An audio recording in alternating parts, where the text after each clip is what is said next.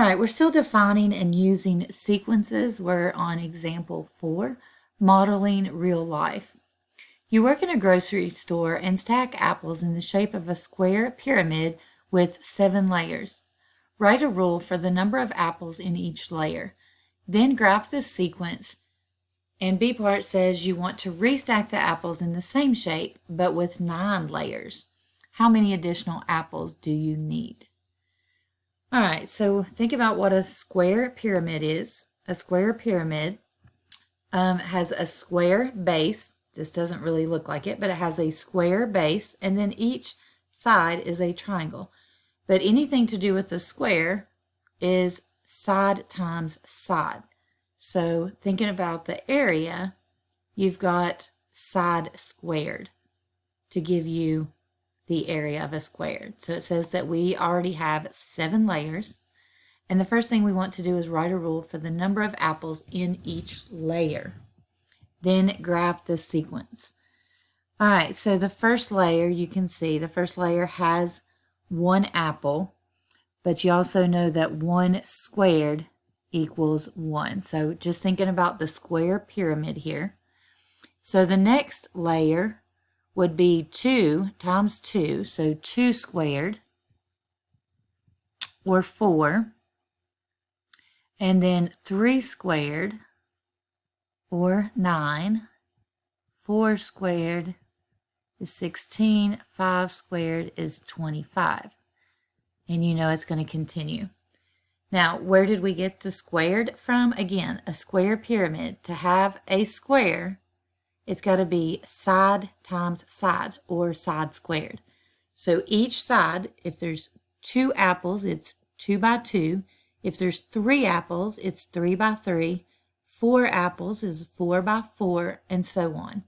So that gives us somewhere to start. All right, so it says write a rule for the number of apples in each layer. So I'm going to say a to the n equals n squared. All right, so that will be our rule. Take n and square it. That gives you the number for that layer of apples. And then it says we want to graph it.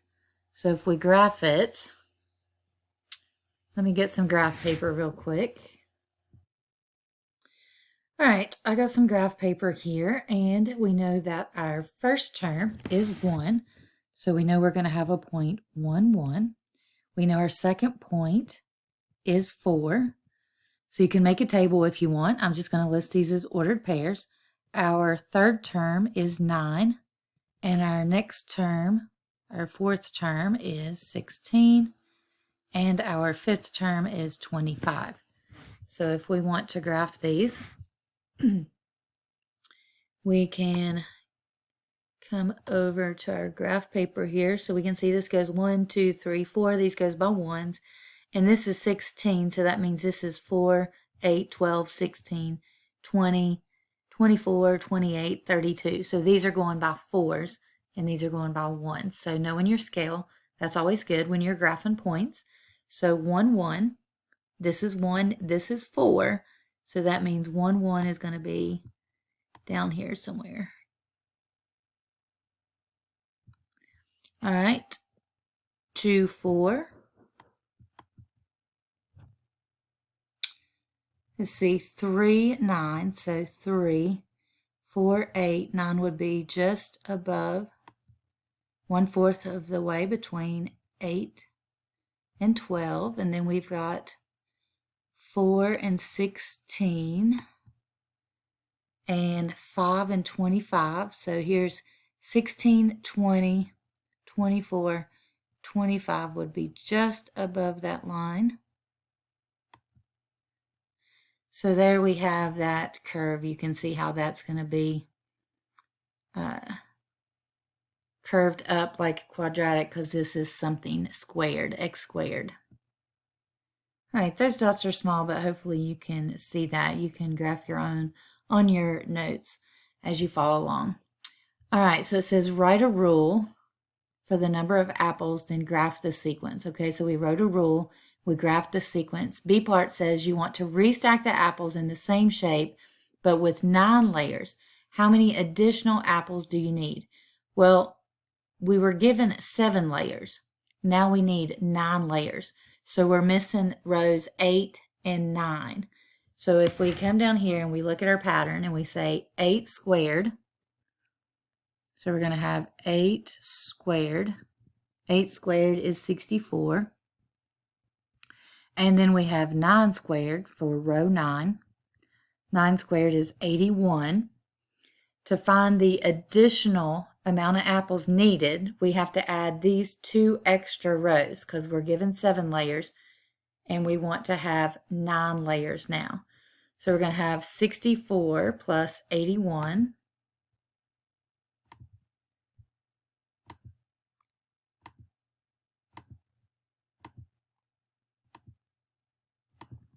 So we're going to have 145 additional apples.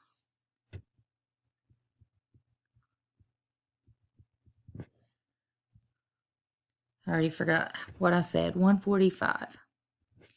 So you're going to need 145 additional apples to end up with 9 layers when you restack this stack of 8 apples in a square pyramid. All right, that's all for example 4, and that's all for this lesson. If you have any questions, let me know.